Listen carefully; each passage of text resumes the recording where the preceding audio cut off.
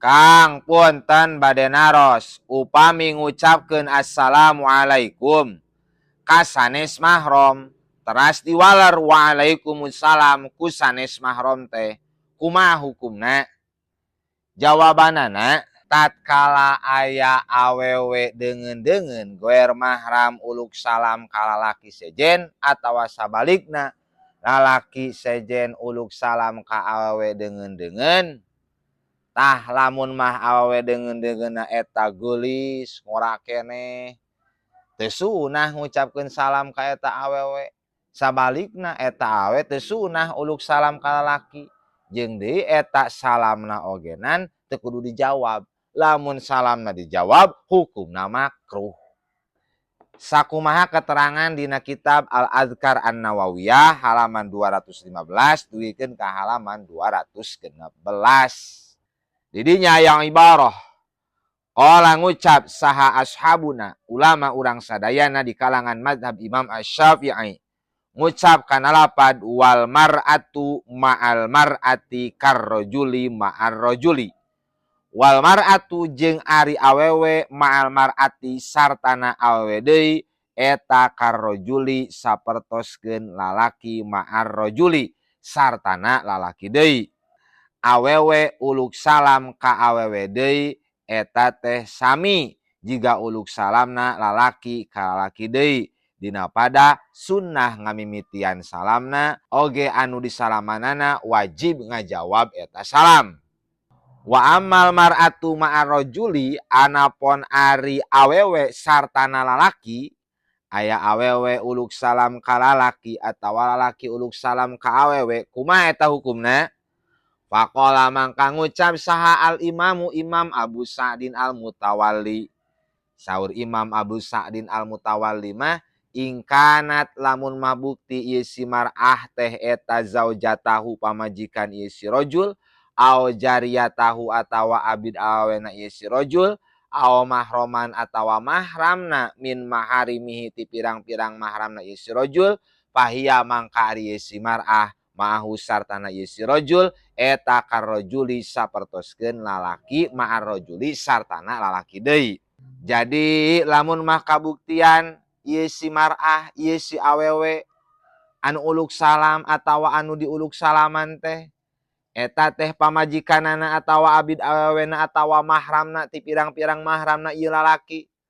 Tah ieu si awewe sartana lalaki dina ngucapkeun salam jeung ngajawab salam karrajuli ma'ar rajuli sapertoskeun lalaki sartana lalaki deui.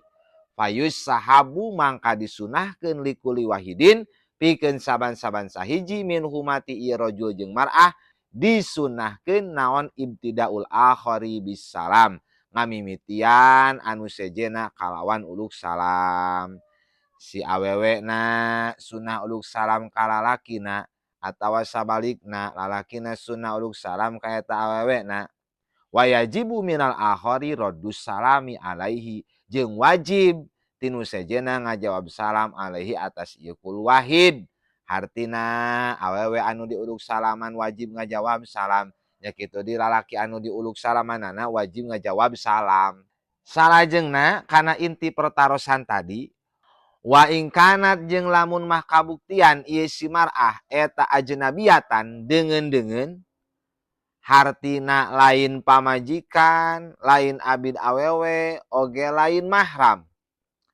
Fa ingkanat lamun mah kabuktian ieu si mar'ah teh ieu si awewe teh eta jamilatan anu geulis. Yuhofu anu dipikasieun naon al iftitanu ayana fitnah biha kalawan ieu si mar'ah. Lam yusalim mangka teu meunang uluk salam saha ar-rajulu lalaki alaiha atas ieu si mar'ah.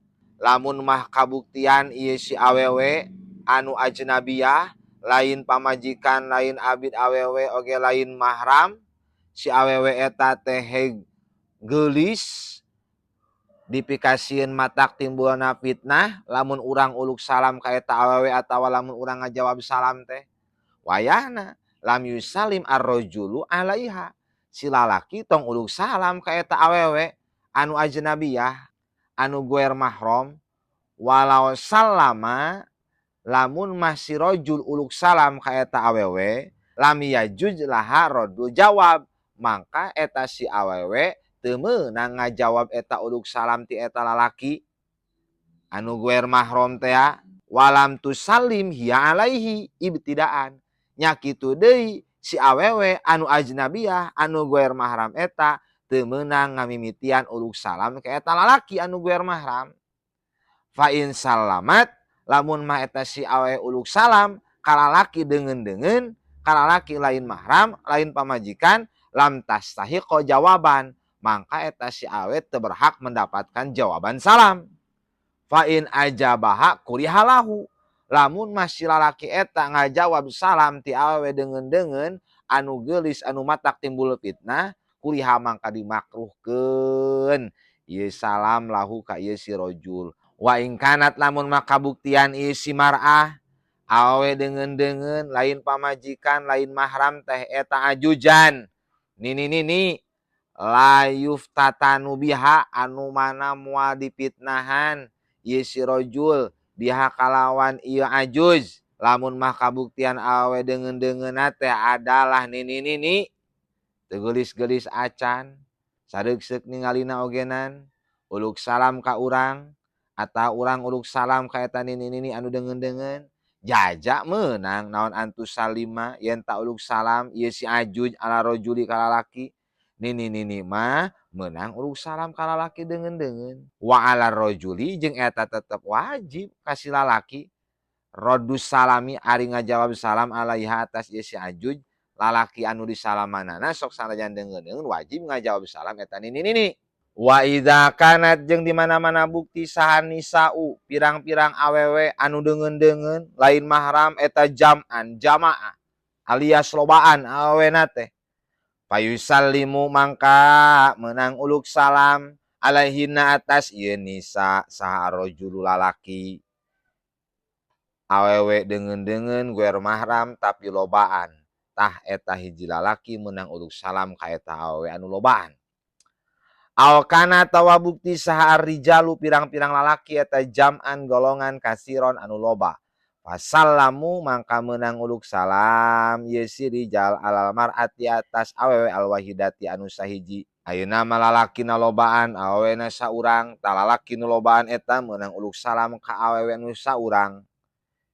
Tah jaza boleh salam model tadi ti lalaki anu saurang ka awewe anu lobaan atawa ti lalaki anu lobaan ka awewe anu saurang boleh dengan persyaratan idza lam yukhaf di mana-mana teu dipikasieun alaihi atas ieu si rajul wala jeung teu dipikasieun alaihinna atas ieu nisa wala jeung teu dipikasieun alaiha atas ieu si mar'ah wala jeung teu dipikasieun alaihim atas ieu rijal naon fitnatun ayana fitnah.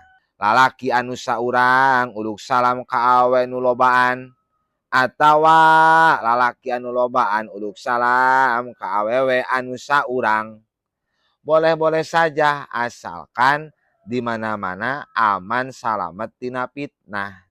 Tapi lamun sieun matak timbul terjadina fitnah wayahna ulah uluk salam. Mudah-mudahan aya manfaatna wallahu a'lam bissawab.